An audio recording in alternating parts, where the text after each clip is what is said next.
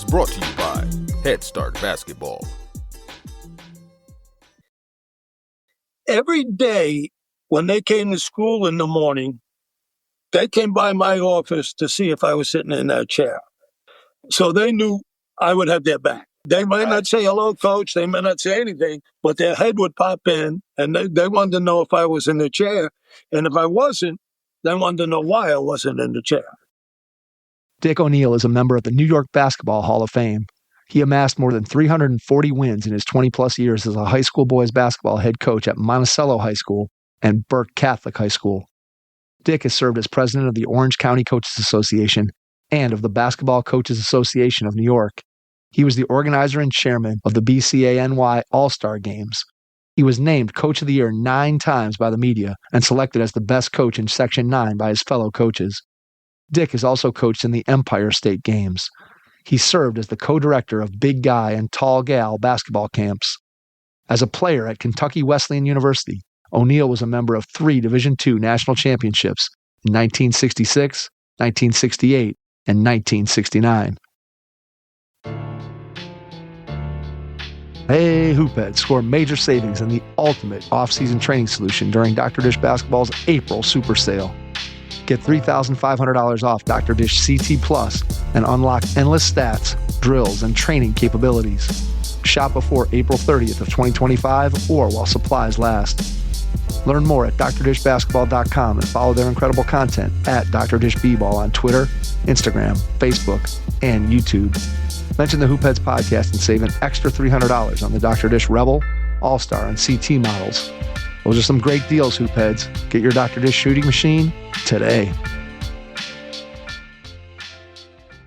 Hi, this is Dan Evans, head men's basketball coach at the University of North Georgia, and you're listening to the Hoopheads podcast.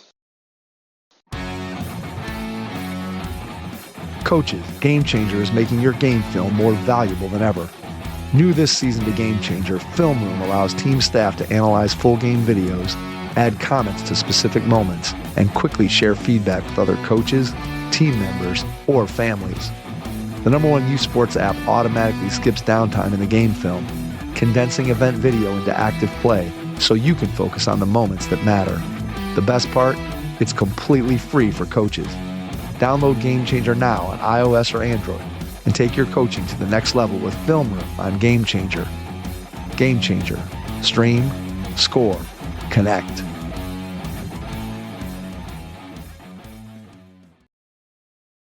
Be prepared to take some notes as you listen to this episode with Dick O'Neill, former high school boys basketball coach and member of the New York Basketball Hall of Fame. Hello and welcome to the Hoopheads podcast. It's Mike Klinzing here without my co-host Jason Sunkel tonight, but I am pleased to be joined by Dick O'Neill, a member of the New York State Basketball Hall of Fame, longtime legendary high school coach in the state of New York. Dick, welcome to the Hoopheads podcast. I'm glad to be along with you tonight. Thank you.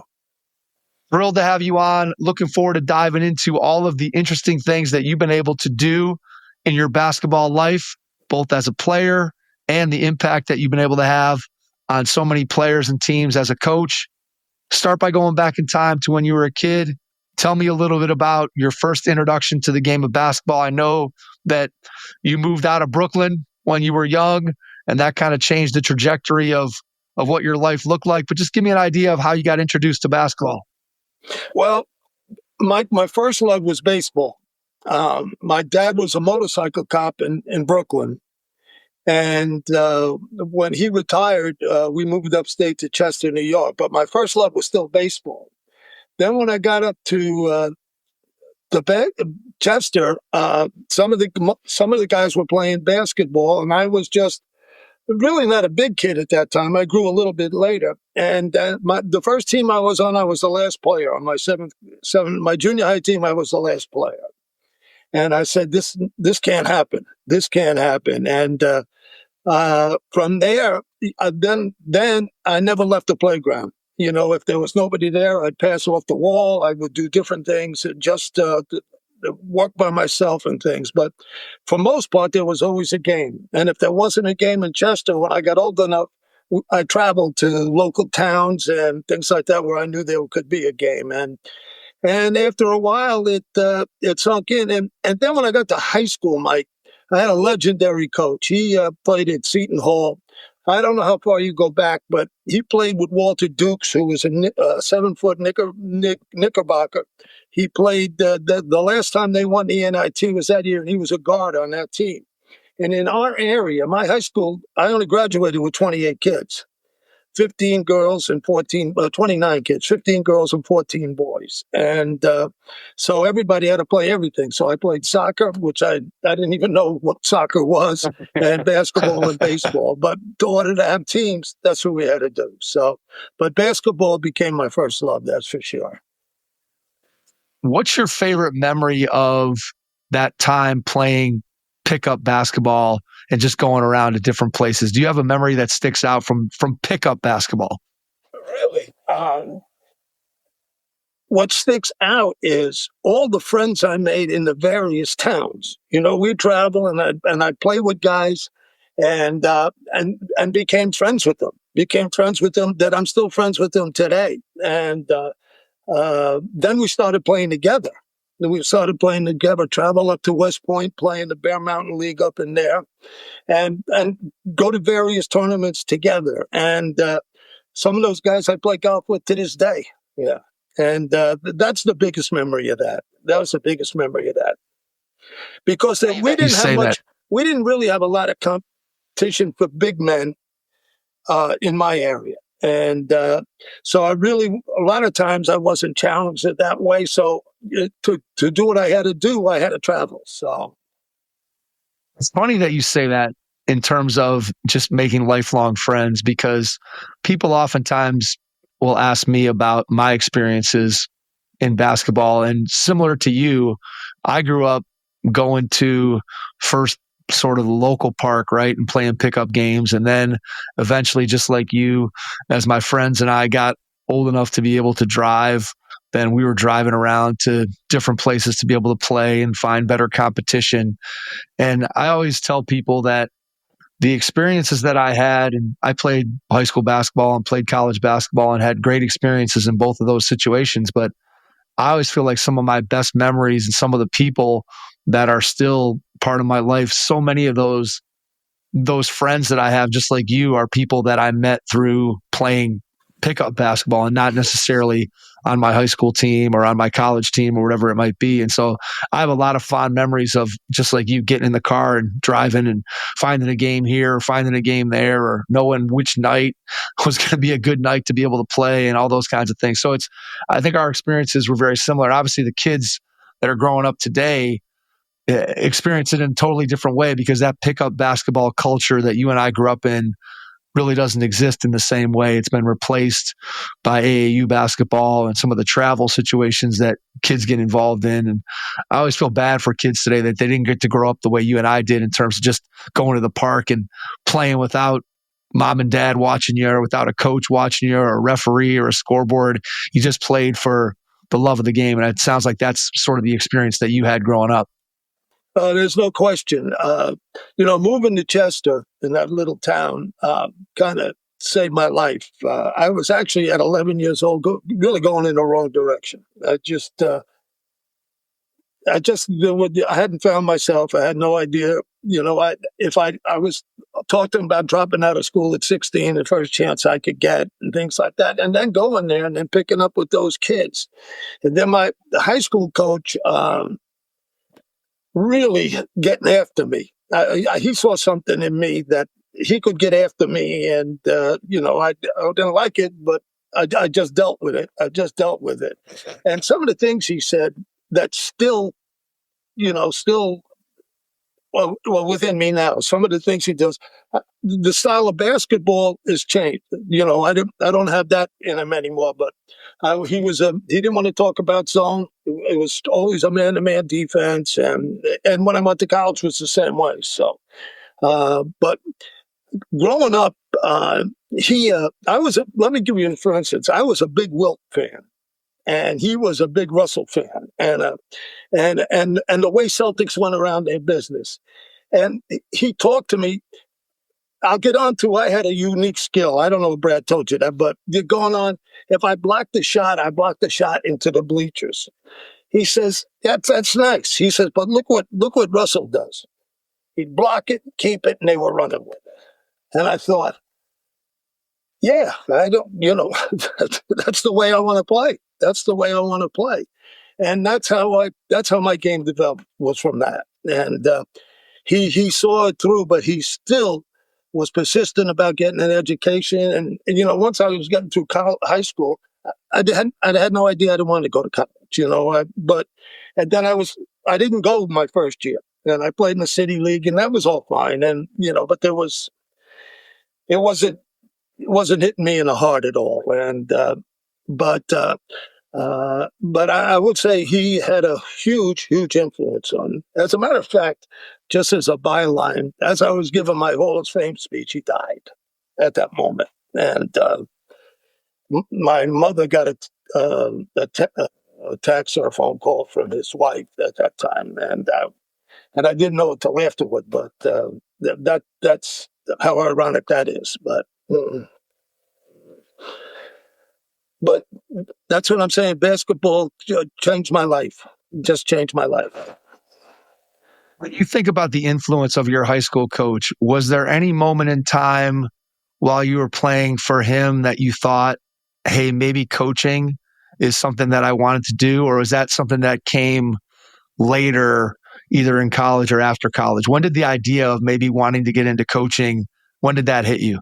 Well, let me be honest with you. When I thought about it, I thought if I could do for one kid what he did for me, that maybe that was my calling.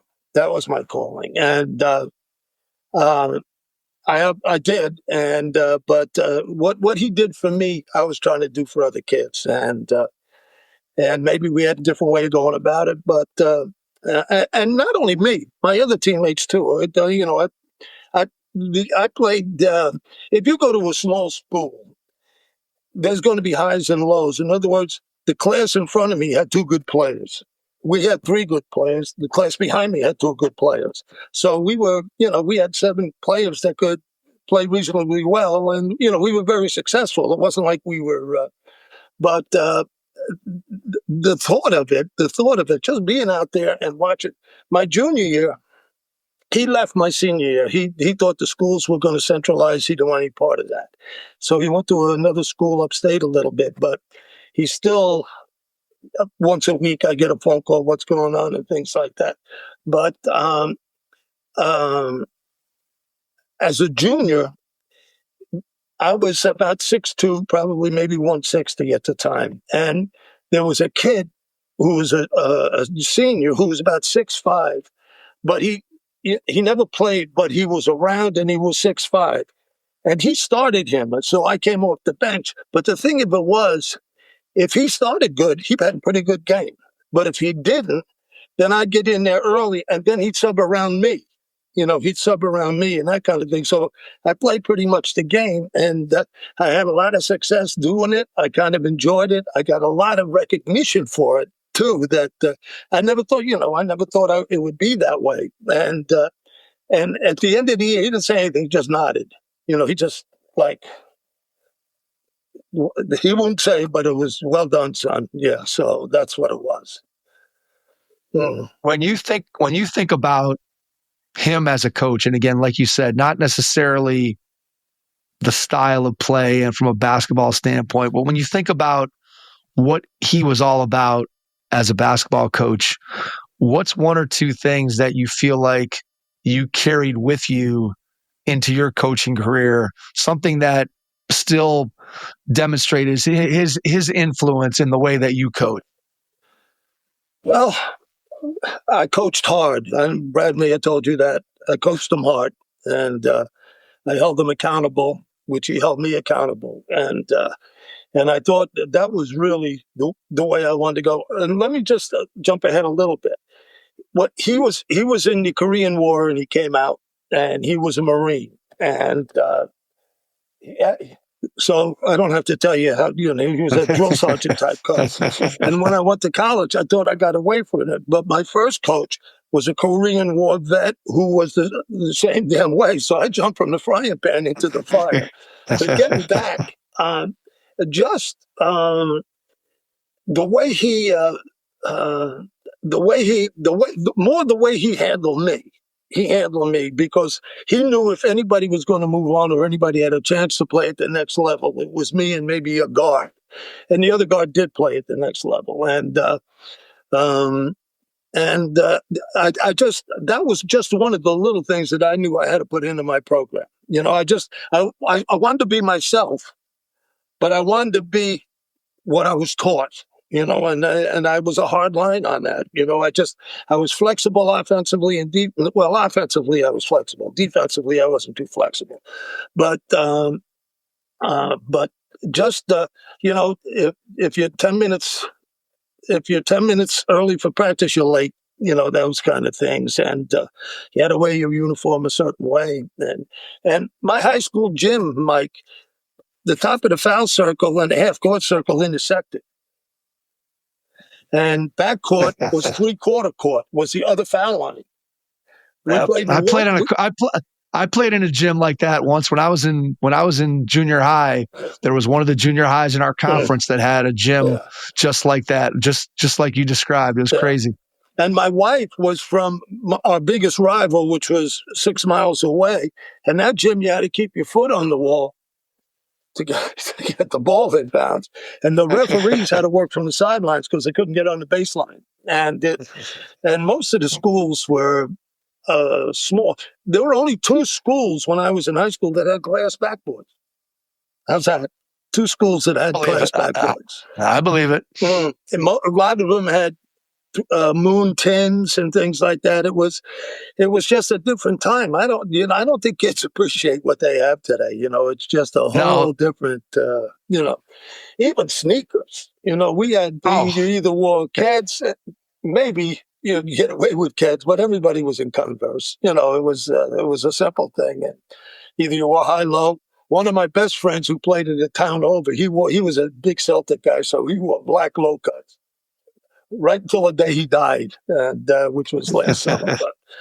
But I remember having the Converse Chuck Taylors on, and then when I was I was probably in, I think 6th or 7th grade, so that would have been maybe like 1982, somewhere in there. I got my first pair of leather Dr. J Converse All Stars and retired the Chuck Taylors. But when you look back on that and think about playing real games in the Chuck Taylors, like guys like yourself, and think about NBA guys, you talked about Wilt and Russell and all those guys from that era playing in that kind of shoes. And yeah, you're 100% right that when we look at the things that we have today in terms of shoe technology, or as you said, gym access, kids have so much more access. Again, they don't play outside. Kids, if you tell them, hey, I used to play serious basketball outside, kids now look at you and they turn their head. They're like, what do you mean play serious basketball outside? Nobody does that anymore. But obviously you and I spent a lot of time doing that. It's amazing how the eras have changed. Mike, and I'm going to say this, I don't think for the good. I'm just that's stubborn and that old fashioned and things. I didn't get my first pair of leathers till I was playing in the city leagues 3 years after I graduated college. So that would have been 1972. I had the Puma. Okay, there you go. The Clydes. I had the Puma Clydes at the time. Okay, yeah. There you go. There you go. Yeah.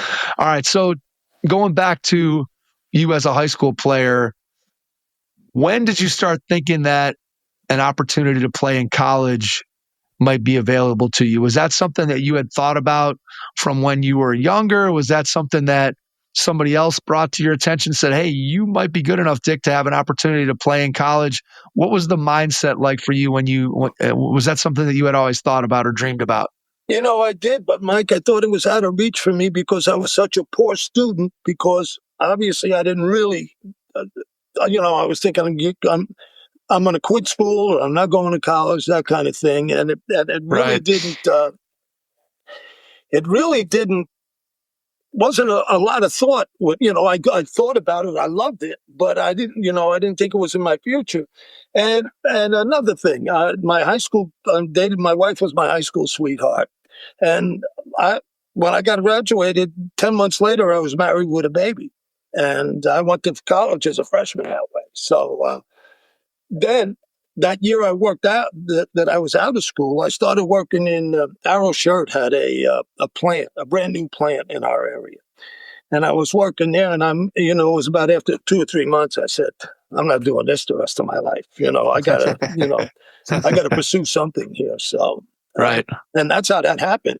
And how I got to Wesleyan is my dad was a very good letter writer. And he was, I think I was living through him. I was doing, his dream was through me, and we sat down one night and he opened one of them Barron's books. You remember those Barron books that listed all the colleges and the tests you could take and that kind of thing? Yeah, absolutely. And he opened it and he said, close your eyes, put your finger on 3 schools and we'll write a letter. And he says, I'll write the letter. So that's what I did. First school, Brigham Young. And, obviously, I wasn't, that wasn't in my, that was it.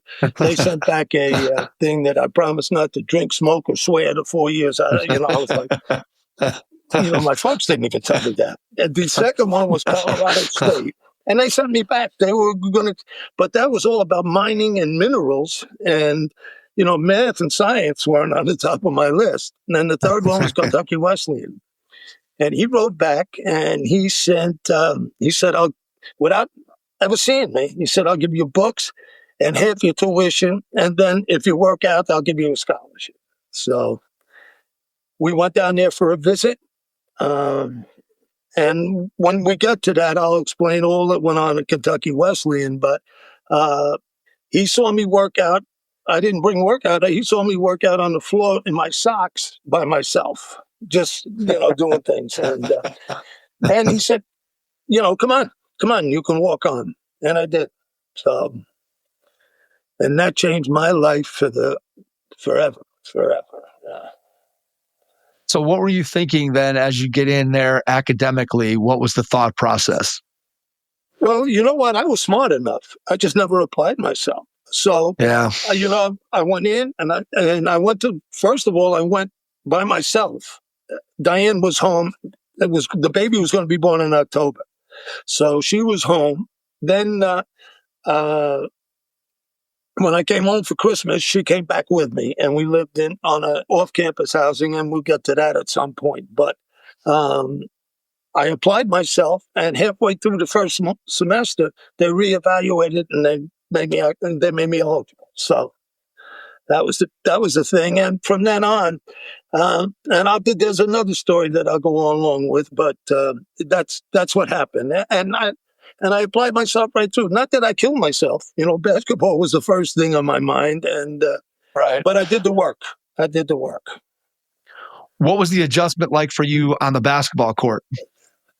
The first day we got there, the freshmen came in one day, and then the upperclassmen came in the other day. Well, one of the upperclassmen came in. Are you familiar with Male High School in Louisville, Kentucky? Louisville, yes, absolutely. Well, mm-hmm. Yep. 3 of those guys were from there, and Okay. They came in, and we went over to the gym, which I'll get to, was a World War II Quonset, by the way, and we played. And before my father could get back home from driving me down there, I called my mother and said, Mom, I can't play here. I mean, I was just really out of my element in the beginning with, because first of all, I had never played with 5 players that good. And they were all very good. One had averaged 37 points a game in high school in Kentucky. 2 of them played on the number 1 high school team in the state and things like that. So they were playing against big time competition every day.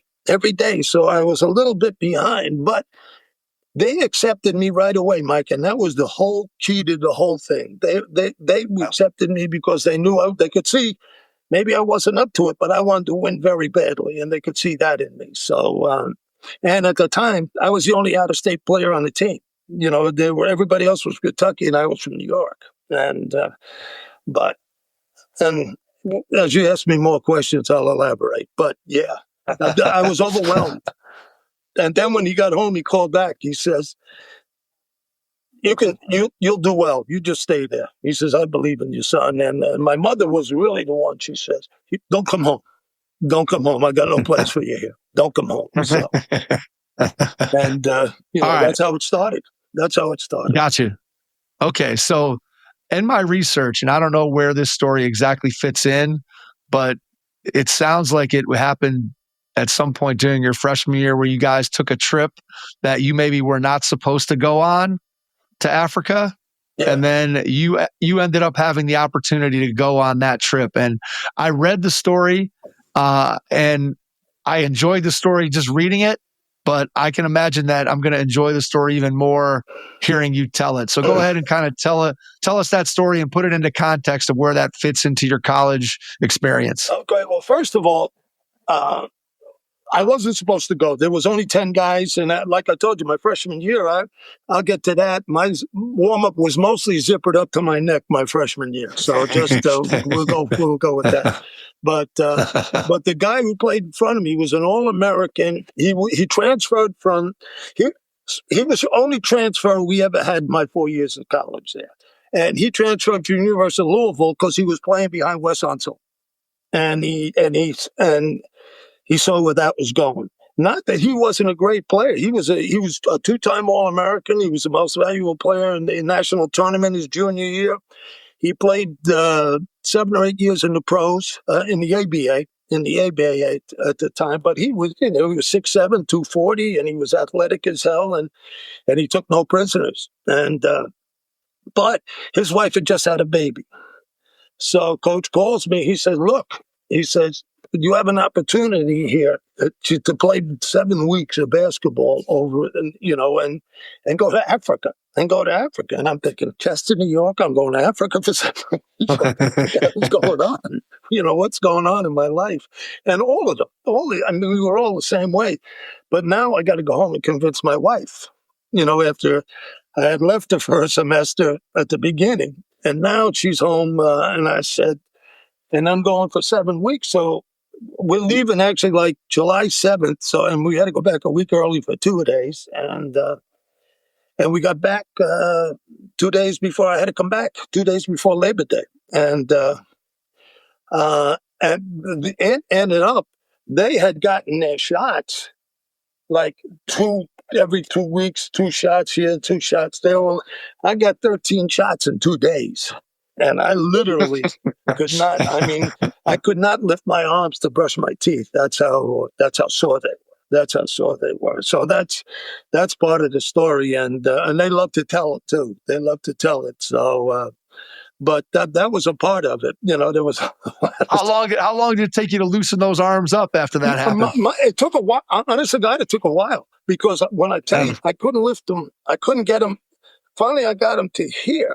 But they were so sore, and some of them, they weren't absorbed right away. So there was a little lump there. Not that it was infected, but I guess they could only absorb X amount of things at one time. And the doctor, he was a team doctor also. He thought it was quite funny, so it was a funny deal. But Mike, I would say it took really maybe 2.5, 3 weeks for the soreness to go away. Yeah, for the soreness to go away. And I was trying to play. I was trying to do things, and it was literally impossible. I was able to pass here and do that kind of thing, but that's how it worked. That's how it worked. Yeah. So, all right. I know that there was an airline issue that was a part of the trip, which ended up rerouting you in a different location than what the original itinerary was. So walk us through that. Well, it still is the largest airline strike in the history of the United States, or maybe in the world, the history of the world at that time. And so I had to go back to Owensboro. I wouldn't say a week. Let me say it was 5 days. We were leaving on the 7th, so I went back a couple of days before July 4th. And July 4th in Owensboro, Kentucky, there's no picnic. particularly we're playing in when I'm telling you a World War II concert, that was our home gym, a World War II concert. But our arena was a 7,000 seat arena in downtown that was beautiful. It was called the Sports Center. I'll get to that. But the out of bounds for the walls. When my dad got out of the service and I was first born, we lived in a Quonset in Canarsie, New York. So I was from, not that I remember that, but that brought back memories. It was thing, and out of bounds was literally the wall. And if you shot from the corner, you had to be pretty careful because it was going to hit the roof. And I'm telling you, we had some wars in there. And Mike, I thank God for that Quonset every day because that's where I really learned. That's where I really learned it. It just, I became, and we'll go on from there. But getting back, I had to get a train at Grand Central. My father left me off at Grand Central. I had to take a train to Cincinnati. And then I took a train to Louisville, and then I took a bus to Owensboro. And now I'm figuring we're going to fly from Owensboro into Louisville, and then we're going to go to New York and from JFK and go. Well, no good. I get back on a bus. We go to Louisville on a bus. We go to Cincinnati in a bus, and we get on a train in Cincinnati and go to JFK. We go to JFK, but we still don't know where we're flying. You know, and the State Department's doing all this. Was a State Department sponsored tour. This was not local. I mean, it was a social development tour. It was 1966. It was the beginning of the Peace Corps. You know, the Peace Corps girls and guys were around, and so finally they got us on a plane for Air France because they were outside the country. They weren't on strike. So we flew Air France into Heathrow in London and spent only a night there. And the night, we had we got in Heathrow early in the morning, so we had all day there. And the night, and we didn't have no practice or anything, so we were all over the city. And then went back to the hotel, got up the next morning.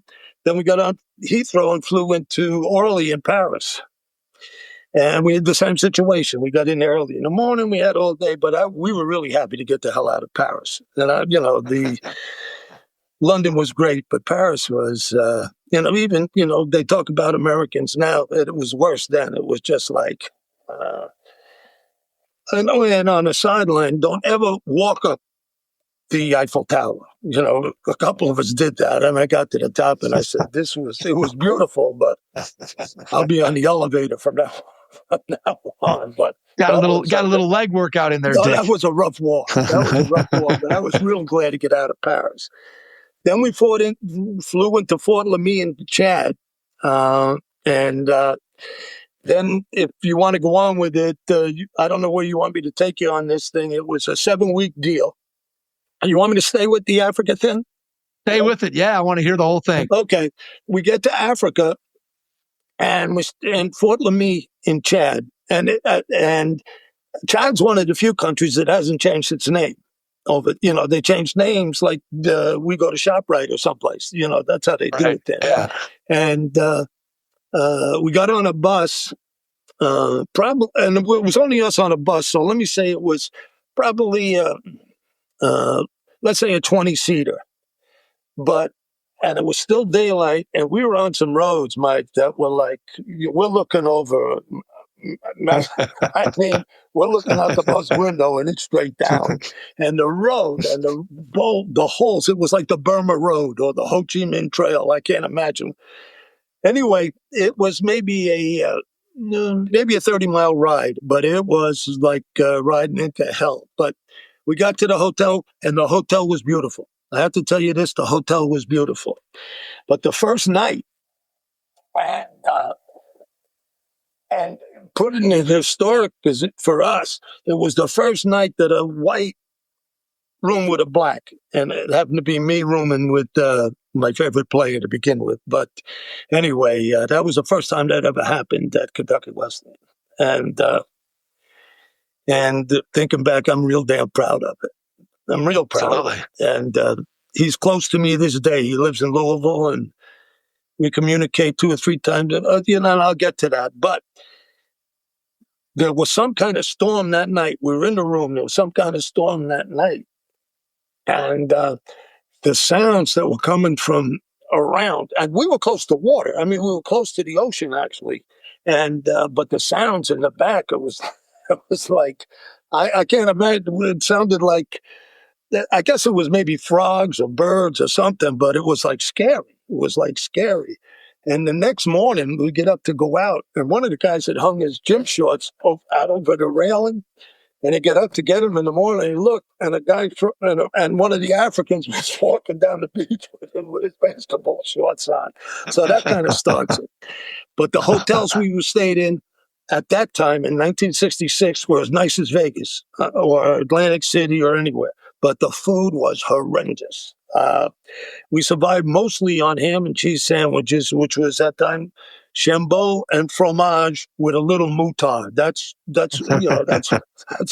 how we kind of survived. And we couldn't drink the water, so the water the canned water or the bottled water, I forget, came from France, and it was more expensive than the beer.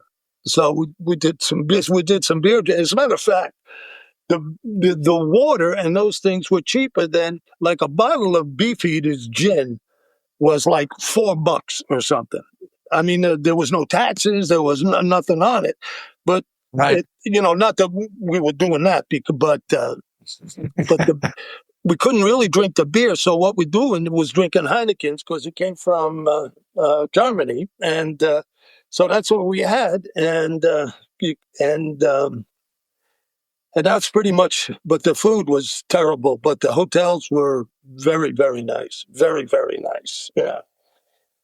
How many games did you guys play over there? Okay. How it works was we do clinics in. I think we were in 25 different countries. And mostly on the Ivory Coast, where the Horn comes in and it comes up to where Dakar and Sullivan, Senegal is. And then we were inland. Fort Lamine and Chad were inland. And how it worked was we'd get up like at 5 o'clock in the morning, and as soon as the sun come up, we'd do clinics. And I mean, there were kids everywhere. And they were attentive and things like that. But in Africa, the whole continent closes down at 10 o'clock because it's so hot and doesn't reopen until 4 o'clock. And then people are resting or whatever they're doing. So we had that time limit. And then we'd have something to eat. Then our games didn't start till dark.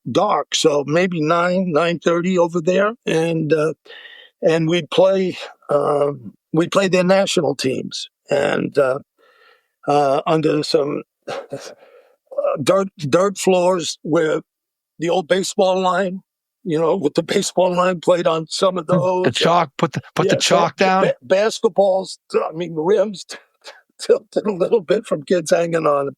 And I mean, it was a great experience. But some of the basketball conditions we played in were just very difficult. Very difficult, but they were good to us. And internationally, you trade things. The State Department gave us things to trade, and so they'd give us something, and we got something, and that kind of thing. But there were some of them they were tough on the blacks. We went over there with 5 blacks, 5 black guys, and then 5 white guys, and the blacks were tough on them. There was not that, I thought it was going to be the other way around. And I guess they were very envious of what they had, of what these guys had, which really wasn't a lot at the point. And I'll tell you about that too. But we played at night, and I really learned how to play. Going back to it, when I first went to college and when I came home Christmas to get my wife, the guys were playing in some gym or some tournament. And when I went to play with them, about halfway through, they started looking at me like, who the hell is this? That's how much I had gotten better in that amount of time because I had to.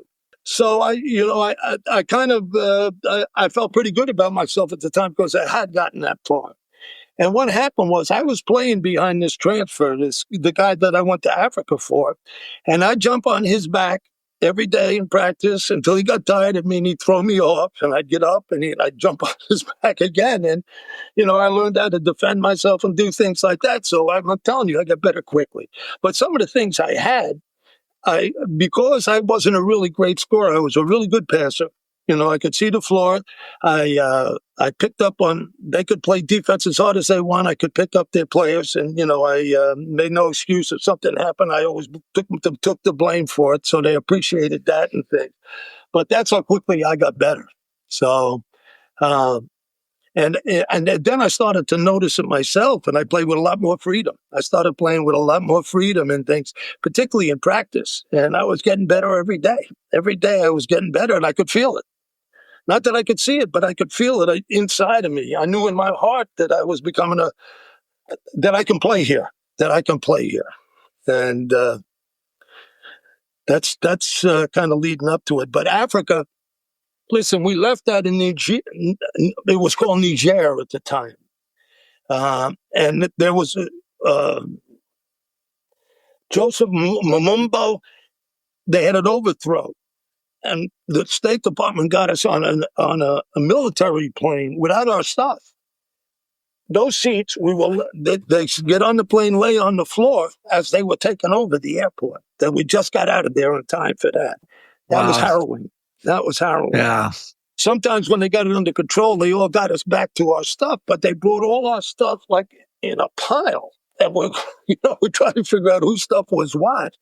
And so there were situations like that, and we got in some ticky situations where we'd beat on the team, and we really, everybody played. We didn't hold the ball, but it was always 5 or 6 passes before there was a shot late in the game, that kind of thing. So we weren't trying to embarrass anybody, and it really made us a little better because we were working on some things, and knew what a good shot was, what a bad shot was, that kind of thing. And a couple of places we left, they were rocking the bus and things. And one of the assistants that came with us was the former athletic director and basketball coach there. His name was Robert Bullet Wilson, and he was a character. But he was so scared sometimes, and he hung with me and another Kentucky. Like we'd go to lunch and all that kind of things together, and all that other stuff. And he'd tell us some stories, Mike, that he was Kentucky through and through, and he was a hell of a coach. He was really a good coach, but he got a little older, and he was special. He was a special guy in my life. So yeah. And then we about halfway through, we had it at about the 3.5 point mark. So we had a meeting in the hotel in a room, and who wants to go? Everybody wants to go home. Okay, well, we went down, talked to the coach. And obviously I'll tell you, that was a huge mistake. We're not going anywhere. Get in your damn rooms. Get your stuff on. We're going to practice right now. I said, man, and we had some practice. It was about 114 degrees. I mean, it was like do you still want to go home? No, we'll stay. But and then it got a little better because we knew that was out of our mind. We're not going home until we're supposed to go home. And right. But one of the guards got sick, and Mike, his head or his butt was in the toilet every 10 minutes for a long time. He was so sick they couldn't send him home. That's how sick he was. Wow. And he got, and not from drinking the water. We pour it on us, and just the absorption from it, he got sick from it. And I've never seen anybody that sick in my life before or since. And it affected him the whole next year. And he was a sophomore at the time, and he was a good player. He was a guard. He was from one of the local high school in Owensboro. And he wasn't right till his senior year. It took him that long to recover from it. That's how much he lost. I think, and he was a thick guy. I think he lost 40 pounds in 6 weeks.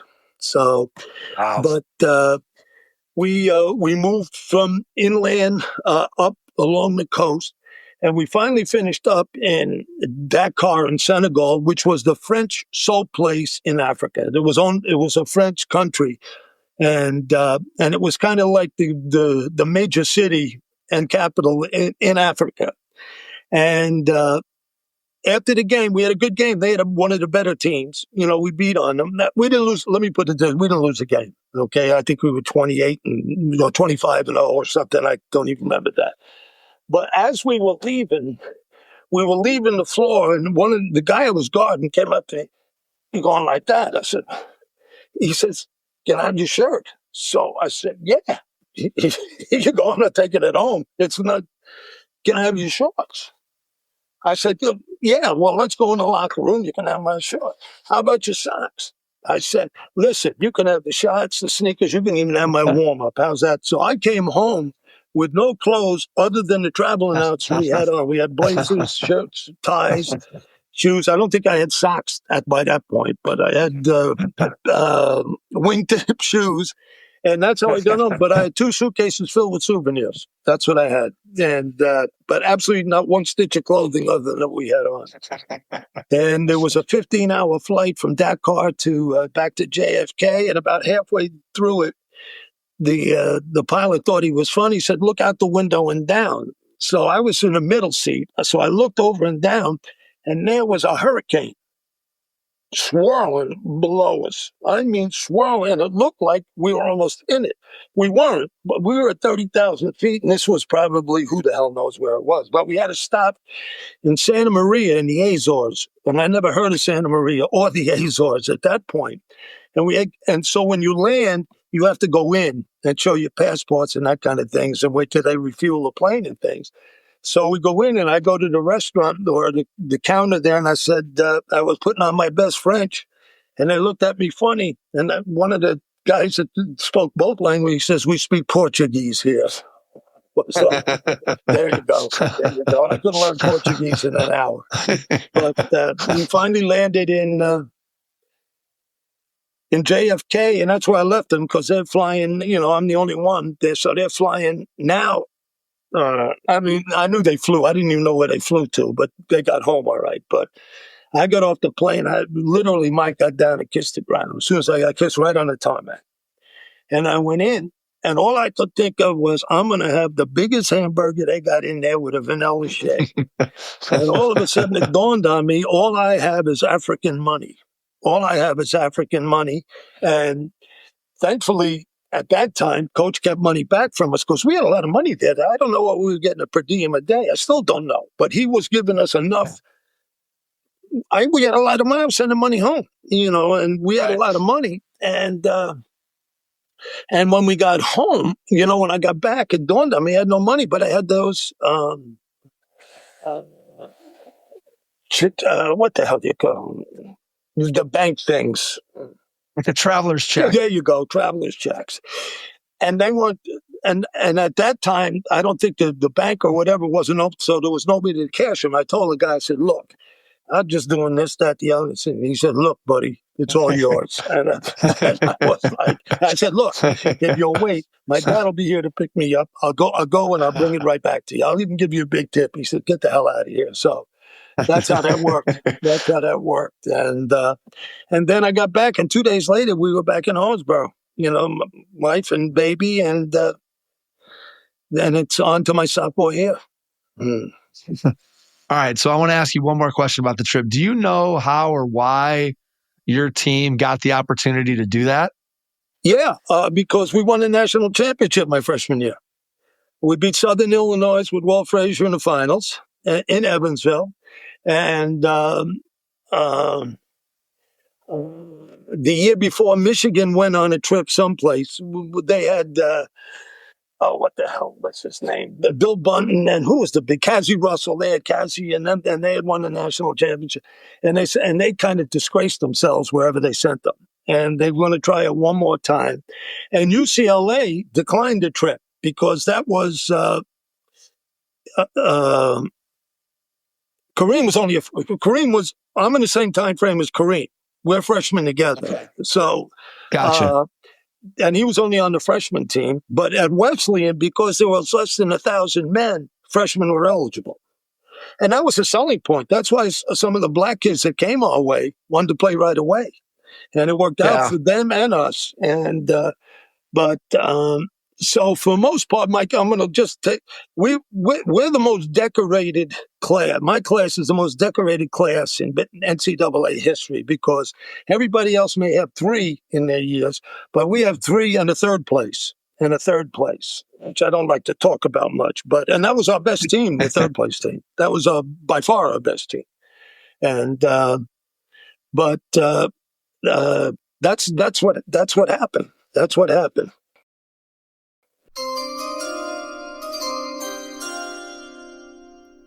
High school and middle school basketball program directors, listen closely. Coaches are expected to do far more than just coach. You know this. It doesn't matter if you're doing the coaching yourself or you have a full staff of coaches with you. You know very well that coaches handle scheduling, academic issues, parent communication, leadership development, and even mental health concerns for athletes. A lot to deal with. And when coaches are stretched too thin, it impacts the development of athletes, team morale, and the overall success of the program. There are several ways to prevent you or your coaches from feeling overwhelmed. However, I'll tell you one of our favorite ways to keep coaches firing on all cylinders, and that's athlete-driven accountability and organization. Instead of coaches constantly reminding players about assignments, grades, and practice schedules, the programs at Playmaker Planner put the responsibility back on the athletes. By tracking their own academics, goals, and commitments, student athletes become more self-sufficient, which of course allows the coach to focus on what they love doing most, coaching. Let's find out if the programs from Playmaker Planner can be a complement to what you're already doing. Visit playmakerplanner.com/stop is this for you to find out more.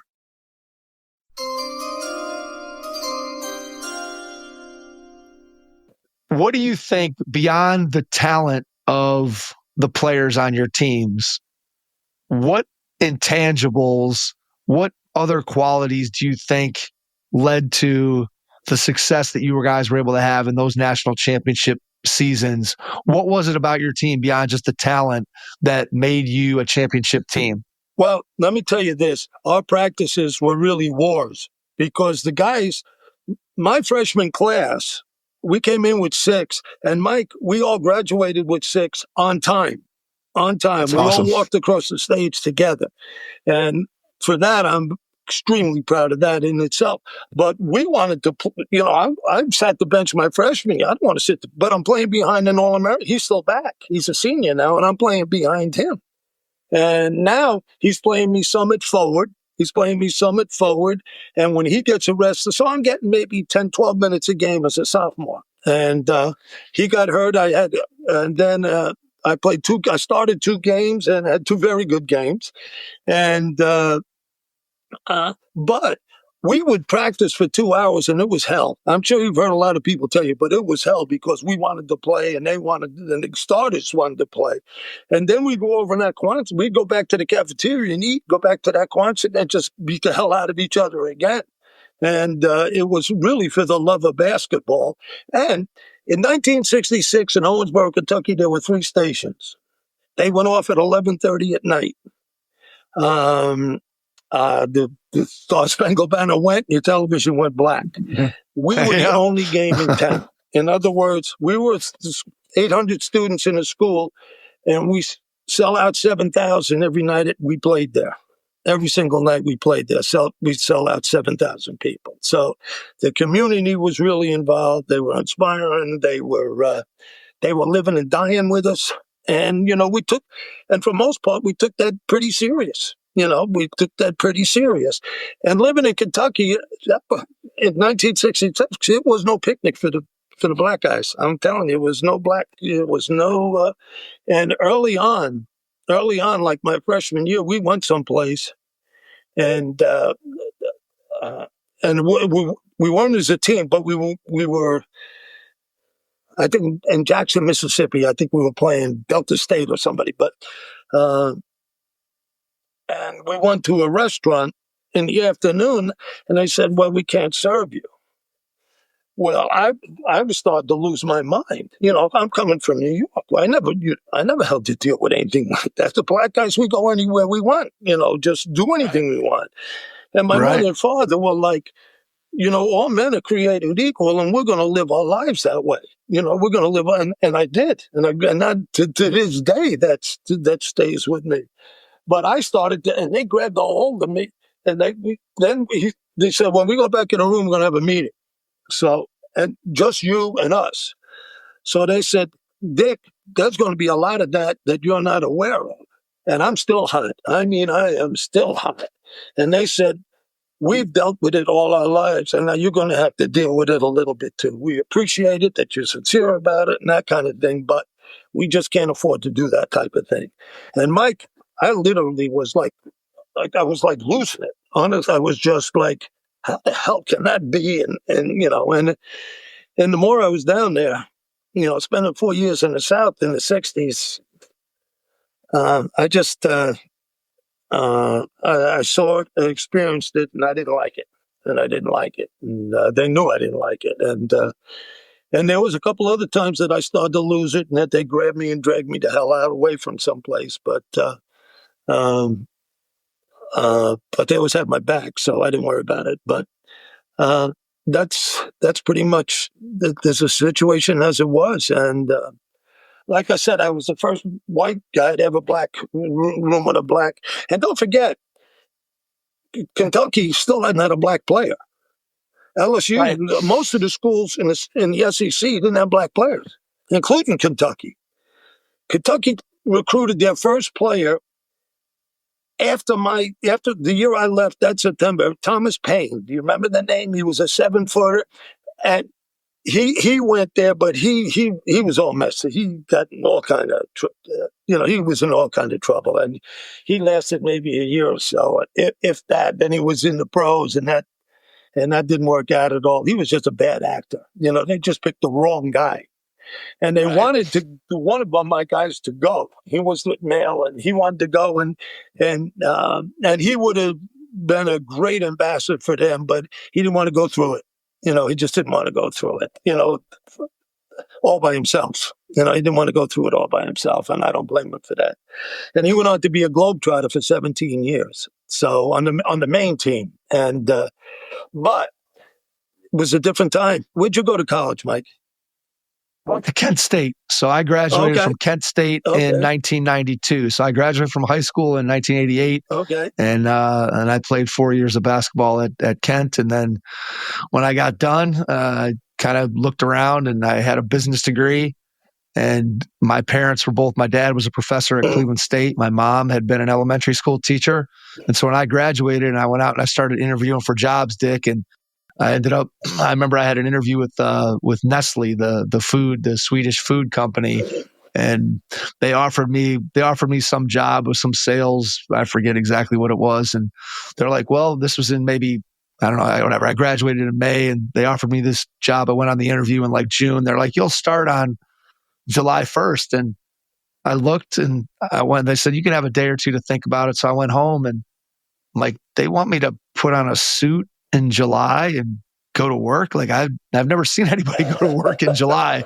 And so I at that point, I reevaluated what I wanted to do. And I decided at that moment that I was going to go back to school and get a teaching degree, and then end up going into coaching, which is exactly what I ended up doing after I graduated. So I went back to school and got a teaching certificate, and then was able to get a teaching job and start coaching. And so it wasn't when I was 18 years old, like most kids, I had no idea when I went to school what I wanted to do. And I was a very good student, but just like you, my focus was basketball. I mean, I chose to go to Kent State because of the opportunity to play Division I basketball. And that's kind of what my focus was.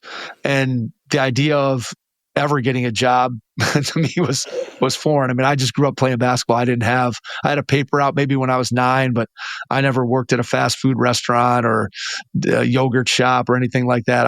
My job was to play ball. So I understand that. I understand that. Different era. different era. All right. So tell me about, let's get a little bit into your coaching career. Not that we want to shortchange your time. Can I just regress real quick? Don't forget, when I played, there was no 1, 2, or 3. There was college division and there was university division. And most of the teams that we play are now Division I teams. In other words, right, absolutely.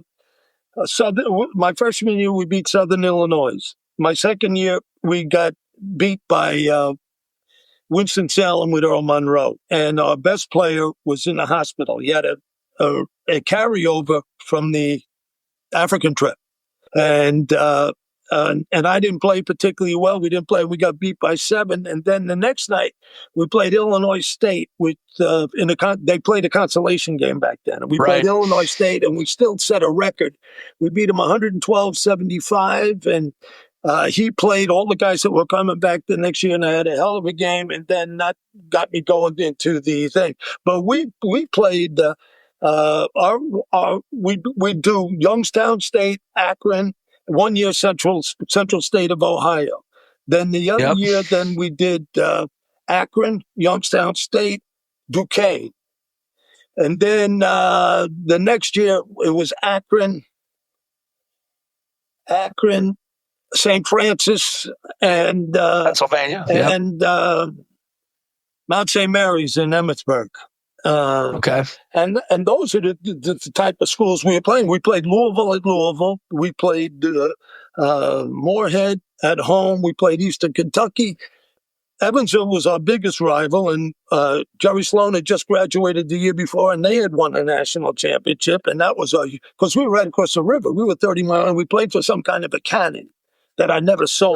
The cannon, but we played for some kind of cannon. And then Southern Illinois, twice, home and home every year. And even after Frazier left, they had Dickie Garrett and Griffin and Chuck Benson and them. And we only lost 3 games at home my entire 4-year career.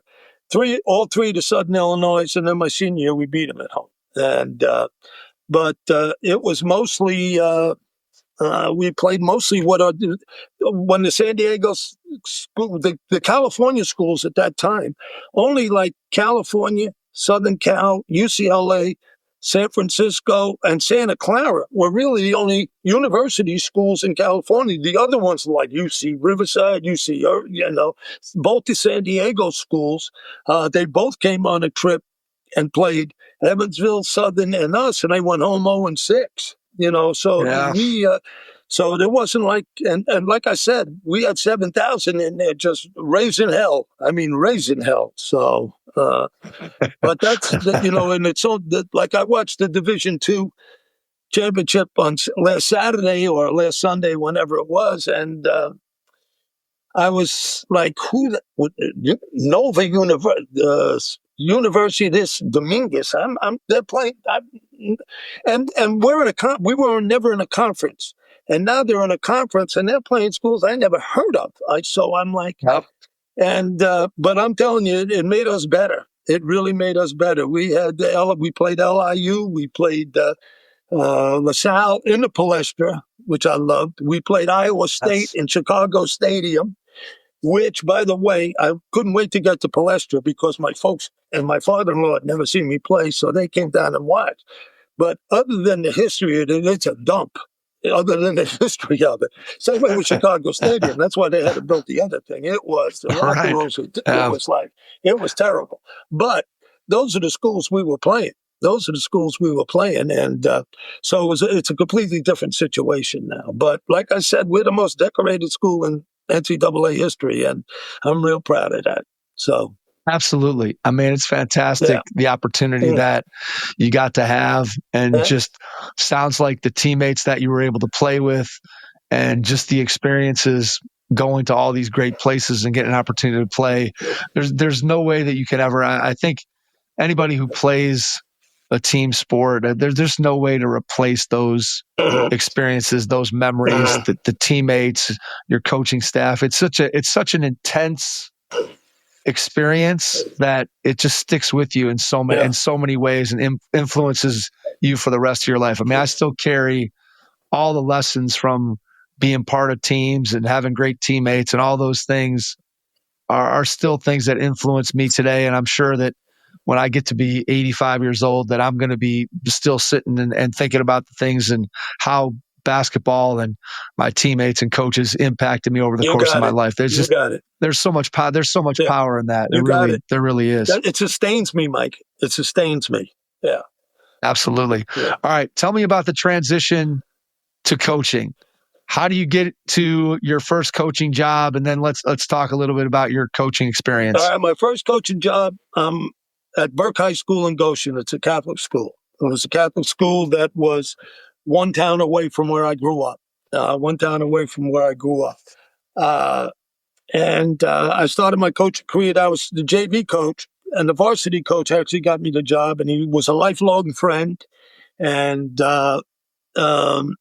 that's where it started. But I was also the head baseball coach, the athletic director, the head soccer coach, and teaching 6 classes a day without no secretary. And I'm still the athletic director, and I'm only 24 years old. So that's where we are.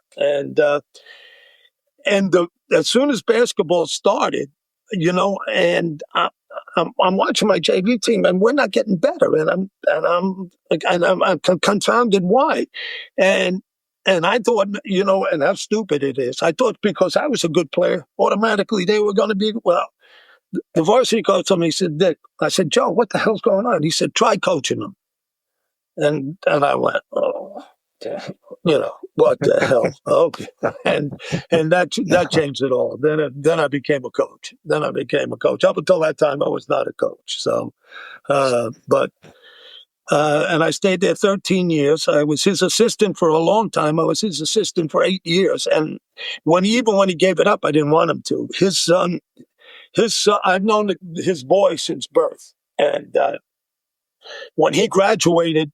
The boy, his father wanted to follow him, and he went to UMass. Well, maybe you've heard of him. His name is Bill Bano. He was yes, absolutely. He started. He went to. Are we good? Yeah, we're good. I can hear you. Okay, you got me again. He went to UMass. He went to UMass, and then he got caught in a coaching change, and he transferred to Sacred Heart, and became an All-American there. Became a hell of a player there. And he began his coaching career right there. And he originally went to Liberty in Charleston, South Carolina. Then his next stop was he was the director of operations for at Seton Hall for PJ. And he brought in Morton, all them guards and that kind of thing. And that's when they got beaten in the national championship game. Then his next move was to Kansas with Larry Brown and Manning, and they won the national championship there. But also, John Calipari was also part of that. He was an assistant there. So when John offered that, got the UMass job, Bill went with him. And then Bill stayed with him for 5 or 6 years. UMass got in the Final Four when it was in New York, and they got beat. And Bill was, and I was looking for him, and he was hiding out. What happened was he interviewed for the UNLV job. And he got it, and he followed Massimino in there, and he went in there, and he was there for 5 years. He went to the tournament 4 of the 5 years, and he had a hell of a thing. But they recruited Lamar Odom, and I don't have to tell you the Lamar Odom story. The NCAA wanted him to retake the SATs. He wouldn't. He didn't leave town. He stayed with a dentist. And they got investigated, and Bill, they kind of came back at Bill, even though he wasn't part of the program anymore. So Bill then went in the NBA and was an assistant at Portland, Minnesota, Toronto, Indiana, and finished up. He was with Dwayne Casely mostly, and what was the Indiana coach, the good Indiana coach? Right after Bird. Black guy was a good player. He was also the coach at Portland. But anyway, he was Nate McMillan. There you go. And then he took, he was offered the LMU job out in Loyola Marymount. And he did all the recruiting. They were going to be pretty good, and he had a breakdown. He had he didn't want to be head coach anymore. He didn't even know if he wanted to stay in basketball. So he went with Dwayne Casey, wherever, he followed Dwayne around. And it just so happened that he had a 13-year pro career. Now, what he does is where football has combines, well, he does the combines for the NBA, but he does it in Trieste, Italy, twice a year. He brings in all the European players, and they all come to one place, so the general managers aren't chasing them all over Europe. And he's on a personal services contract with Adidas, and he does clinics and shows up and things. And Mike, he's the best clinician you've ever heard in your life. That's how good he is. That's how good he is. And he's never been married. He's a single guy. He's doing quite well for himself. But that's how that happened. And then I got the varsity job, and we won right away. My third year. Can you hear me? Yes. Okay, my third year, we were undefeated, played for the state championship, and got the hell beat out of us by a team from Buffalo. And then we won the sectional titles the next 2 years, and then I moved on to Monticello. My oldest daughter went to college, and 1 and 1 stopped making 2, if you know what I'm saying. And so I moved to Monticello, and one of the things that I knew is they had great talent for a long time, but they never put it together. They hadn't won anything in 28 years. And I mean, they had some really, really good players. And I never figured out why until I got up there. And my first year, I wound up with 6 players, but we played for the sectional championship. We got beat, but I had more coaches on the bench than I had players. The second year, I had 7 players. And the same thing happened. We played for the section championship, got beat again. But the next 26 years, it was a pretty good ride. They figured out what the hell was going on and what was not going on and what I was going to do, what had happened to. And after a while, when I got there, and it seemed, it became apparent that they actually needed me. And what I didn't know is that I needed them also. And that became my first team. They had only had 6 guys, but I'll never forget them. Their competitiveness and their willing to do things and their love for the game. And it took a while. It took a while to get through, but they became really good players, and they were all really good men. And that set the thing with the black community and the rest of the community, because they hadn't had a winner there in 28 years. And it became a good marriage. It became a good marriage. And as you know, if you've coached, if you don't have good players, you're not going to have a very good record. And I don't care who coaches them, they're going to be very good. And that after the true. State championship, Mike, I got even the loss. My thought was, after I went in the locker room and talked to my players, and I was sitting there talking with my assistants, and I thought, every coach, if he's a lifer or puts in a long time and a lot of time, ought to be able to experience this once, win or lose, be in a game like that. And I thought of all the guys that I thought were good coaches that never had good players, that you could see the competitive spirit in their faces, but they just never had the kind of kids that were able to do that. And those are the guys I felt for. And those are the guys I admire. And those are the guys I admire to this day. So, but that was my feeling immediately after getting my ass kicked, so, but leading up to it, you have no idea about busing and hotels and who's going to wash the uniforms, where are we going to stay? Coach O'Neill, can you get us tickets? Look, where are we going to eat? This kind of other thing. Now, my family, I go, where are we staying? I said, it became a nightmare, but when it was over, it was really worth it. It was really worth it. And then we were going to Monticello. After we settled in, it took 4 years, and we won a sectional championship. And Mike, I'll never forget the look on them guys' faces. I'll never, ever, the first time they'd ever won anything significant in their entire lives, and the look on their faces and how they reacted to it and how they dealt with it the next day in school. They were walking around their hallways 5 feet in the air. Their feet were 5 feet in the air, and the community was. And then from on, we had our gym.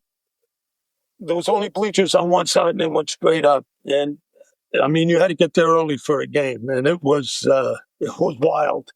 And like I told you, it was, and I held them accountable. Held them accountable. I didn't change how I coach. I told them I wasn't. I told you, we're going to do it my way with some modifications. And I made rules. I said, look, you make the rules. You make some of the rules, but if they're broken, I'm going to enforce them. You can make those rules, but be damn sure that I'll enforce them. And that's how we operated. And the faculty appreciated it because somebody come with me. Well, he hasn't handed in a paper in a couple of days. Well, when his ass was sitting on the bench, he didn't play the next game. He got a message, and the faculty was always appreciative of that. The guidance people worked with, one person had all my players, and she, to this day, and she kept track of what was going on, how they were going, and are they going to be college? Are they taking their tests? Are they doing the the clearinghouse at the time? And all of those things, and that took a little off my mind. But the coach didn't change. The coach didn't change. That I can tell you. Yeah. So, well, it strikes me as I listen to you talk, hearing you say all the things that, and this is a common theme that when I talk to people in interviews who are coaching, and it doesn't matter whether you're coaching at the high school level or you're coaching at the college level, there's so many things that a head coach has to do outside of basketball, outside of being on the practice floor or coaching a game. There's so many of those itinerary things and other things that you have to take care of that are administrative, that are away from the practice floor. And I think sometimes young coaches, before they get into it, I know I can speak to myself back when I was 22 or 23 years old, I was completely naive as to some of those things that coaches have to do off the floor in order to run a successful program. It's not just about, hey, do I know my X's and O's on the floor? There's a lot more to building a successful, whether it's a high school program or a college program, than just walking between the lines and coaching basketball. There's a lot of things that you have to do in order to be able to have the kind of success that somebody like yourself has had. So I want to ask you about that success and share with us one or two personal habits that you had that you can maybe continue to have as a human being, as a coach, that you feel like contributed to your success? Well, let me, as simple as I can put it, every day when they came to school in the morning, they came by my office to see if I was sitting in that chair. So they knew I would have their back. So what they might not say, hello, coach, they might not say anything, but their head would pop in and they wanted to know if I was in the chair. And if I wasn't, they wanted to know why I wasn't in the chair, so they would keep track of me. But, I worked along with the faculty, and I worked along, there were some things I learned, Mike, that brought tears to my eyes. On snow days, we'd practice because they'd rather practice than eat, my guys, and they were all local. They were all, and I told them, I said, if we practice and you can't get there, I'll come and get you. Well, one day, one kid came, wasn't there, and he was a tough kid, and he called me when he got home, and I was ripped, I was given, and then he said, Coach, listen, here's what happened. It was a snow day. My mom didn't have to go to work, and she took the only 2 pair of pants I had to the laundromat. And Mike, I wanted to roll off the chair onto the floor and just die. I had no answer for that. I just had no answer for that. And I still don't have an answer for it today. I still don't have an answer. Just, they live different. They live lives that I didn't live. There were just some things that were so different. But in one instance, two of the guys had 17 or 18 sneakers. I couldn't find them, and I could see they were brokenhearted. But I knew I had a friend in the marketing department with the Nets, and I called him. I said, "Look, you can do a little advertising here." I said, "I know Van Horn wears 17s or 18s, and I know Jason Williams does. So he set it up, and it was a big thing. We went down to a net game. They gave him 2 pair of sneakers each, so in case one ran out and things like that. And they did it as a publicity thing, and it was a real nice thing. But the looks on their faces stay with me today. Things That's that awesome. I took. I can't tell you how many I took to their college visits. Sometimes their parents didn't have anything or had no way of getting them there. And how many letters I wrote, how many phone calls I did. But that was pure joy in doing that. I mean, it was just that was a labor of love, and that was I do if I started again, I would do the same damn thing. So, but it turned out to be a love affair. And today when I go up there in the community, they coach, and they run on, even the kids I didn't coach, they run on over, and it's been a lifelong love affair. And I just, like I told you, they needed me, but as I found out, I needed them. I needed them also. And my family did too. My family was there. My youngest daughter played at the Orange County Junior College in Middletown, New York. And the only 2 times they went to the national tournament, she took them. And then from there, she got a full ride to Wagner. They even paid for the cap and gown, believe it or not, thankfully. And she played 2 years there, and her lifelong friends, her 2 best friends, are within a couple of miles of her now. And my oldest daughter went only on to state school. She played 4 sports, and her senior year, she was the NCAA Regional Player of the Year, or Athlete of the Year. I won't say player, for being a well-rounded playing. She played 3 sports and things like that, and she thought she died and went to heaven when she went to Oneonta. So she gave up coaching the basketball a couple of years ago, and she started the girls' golf team. She coaches them now. My youngest daughter, my daughters teach together in the same school. They share an office, so I stay away from. Oh, very cool. I stay away from it. It's not one of those things. And my youngest daughter coaches the unified bowling team and the basketball team. And I'm not. If you're familiar with union, it's challenge. It's challenge kids. Yeah, challenge. Yeah, kids. my kids. And she has some way with them. She has some way with them.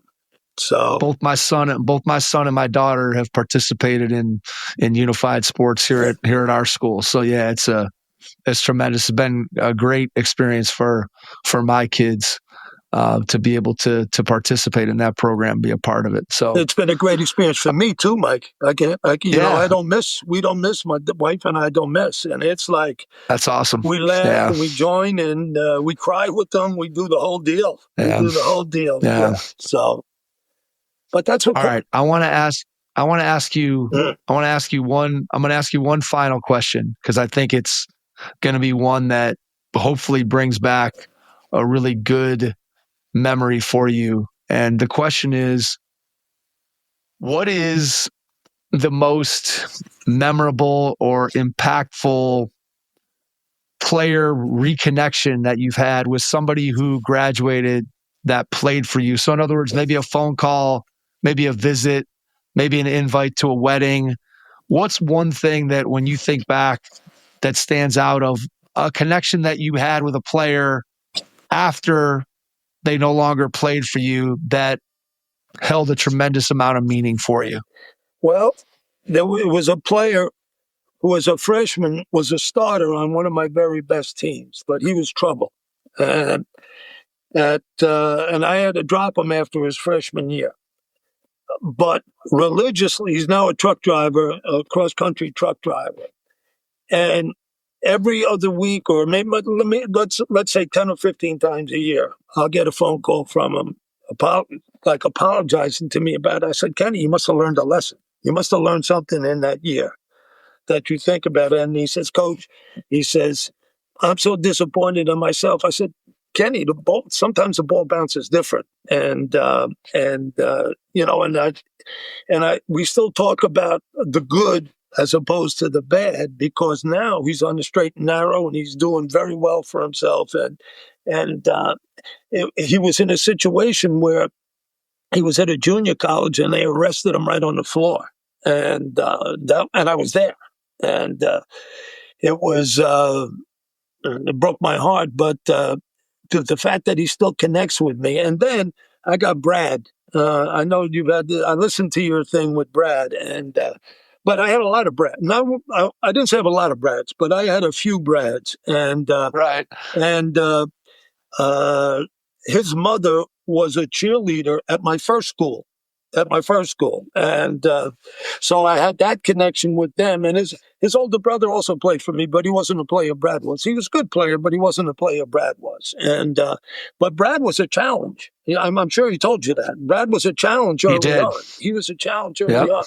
But Brad was the kind of player, Mike, that he wanted, if the game was on the line, he wanted the ball and would take the consequence. Whether if it went in, he was good with it. And if it didn't, we're on to the next game. We'll work it out in practice the next day. But he wanted that ball, and everybody else on the team knew he wanted the ball. So he wound up with the ball. And when he went to college, it was the same way. And what broke his heart and my heart, the next to the last year, no, it was the last year he was at Keystone. He was playing for the championship against Wilson in Pennsylvania. And my wife and I were at our place in Carolina. And we left a couple of days early. It was 84 in Carolina. And they were playing in Chambersburg, Pennsylvania. So we drove up to Chambersburg, Pennsylvania. My wife and I would join them for dinner the night before. And we went and played to watch the game. And he was playing a championship game in a gym that sat 100 people. Wilson College. And I could see it was so uninspiring to his players. The family people will let you, if you didn't get there, you didn't get in. And when I say it sat 100 people, it sat 100 people. And I think that was a straw. And I felt so bad for him that we cried a little bit about that. And I said, Brad, you'll remember this day to the last time you blow that whistle. And, he got away and now he's moving on. Coach, he's going to have a job someday. He's going to have a good job someday. I promise you that. Absolutely. There's no doubt about that. I came away so impressed. And just for those of you who are listening, if you haven't had a chance to listen to our episode with Brad Cooper, who's now the head coach at Hartwick College, please go back and do that. That's how Dick and I got connected. And I guess to kind of wrap up what you've been talking about throughout the podcast, it kind of hits on a theme, Dick, that I talk about all the time in my life. And that's that I always feel so fortunate to be able to use the game of basketball, which I love, to be able to have an impact on people, whether it's through coaching or in this case, through the podcast, to be able to use basketball, which has been, I can never repay the game of basketball, what it's given me. And so whatever small way that I can give back and give a guy like you, who's a basketball lifer, an opportunity to talk and share your stories and continue to grow the game and just have an impact on people. And you think about the stories that you just told there about Brad and about Kenny and driving the truck and turning his life around as a result of, again, not solely due to your influence only, but you having a part in that kid's success, right? And that's really what it's all about. And I think being able to do that through the game of basketball, to me, is always it's just very, very powerful. And I'm always, whenever I hear a coach talk or I get an opportunity to interview somebody, I'm always struck by just the power that the game of basketball has to impact people in such a positive way. And like I said, there's no way I can ever give back. And I'm just really thankful for guys like you that have been a part of the game and obviously had such an influence on so many people through that. Well, I still pay it forward, Mike. Some of the young coaches who ask me to come in and maybe work with their big men or just talk to their kids and things. And sometimes I'm not sure if the kids are listening. They have so much on social media and things that they can get inspirational talks from a lot of people, but I try to relate to them at their level. Mike, if I had to teach in a junior high or an elementary school, that would have been a no-no. I would have been, I'll dig a ditch, I'll drive a bus, I'll do something, but I'm not teaching down on there. If I can't talk to them like adults, and with some adult language on occasion. Because I coach with emotion in practice, and I coach with emotion on the floor. And I told these kids, if you can't do this with some kind of emotion, you better leave this gym right now until you can come back and really want to play with your heart and give you. And I used to, I would challenge two kids at practice. I said, Brad, I'm watching you today.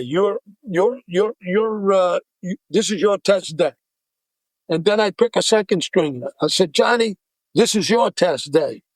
Depending on what you do today, it'll depend on what kind of minutes you get in the game on things. And so I would challenge them that way.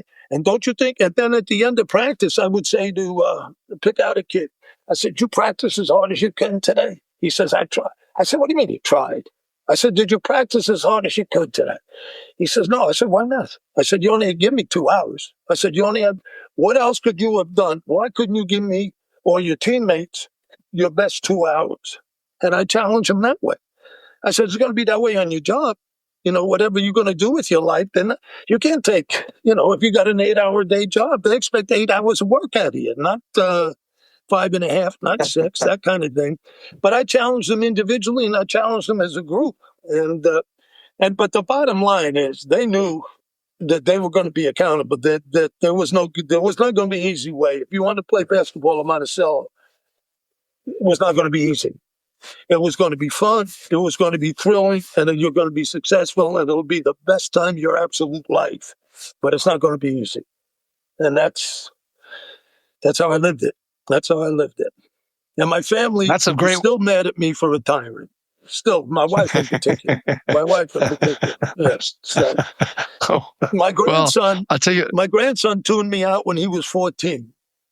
And he was a 6'4" quarterback. He went to American International. He started.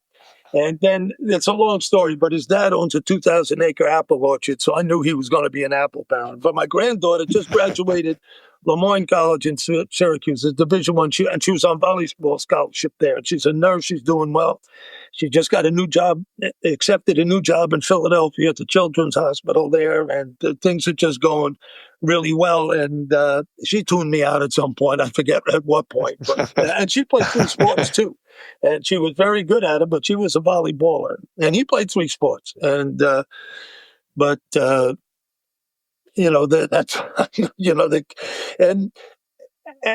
I think he left college because he would hear all my stories about my guys and he knew some of the guys, and he hear me, and the same way with his mother.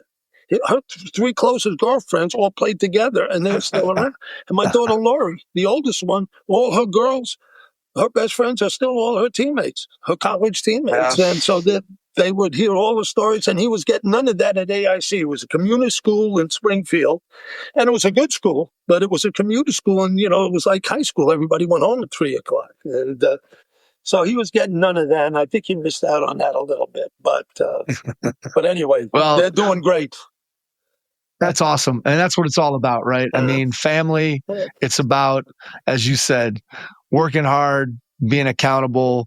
That works on the basketball court, and it certainly works in life. And so, Dick, I cannot thank you enough for taking the time out of your schedule tonight to jump on and share an hour and a half of your wit and wisdom with us. I'm so thankful to Brad Cooper for connecting the two of us and just putting us together so that we could have this hour and a half and chat and learn more about you and your story. So again, I can't thank you enough, Dick. And to everyone out there, thanks for listening, and we will catch you on our next episode. Thanks. Your first impression is everything when applying for a new coaching job. A professional coaching portfolio is the tool that highlights your coaching achievements and philosophies, and most of all, helps separate you and your abilities from the other applicants. The Coaching Portfolio Guide is an instructional, membership-based website that helps you develop a personalized portfolio. Each section of the Portfolio Guide provides detailed instructions on how to organize your portfolio in a professional manner.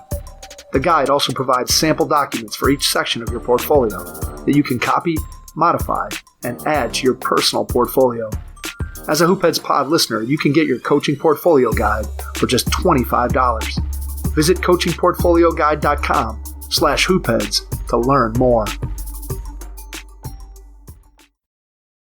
Thanks for listening to the Hoop Heads podcast, presented by Head Start Basketball.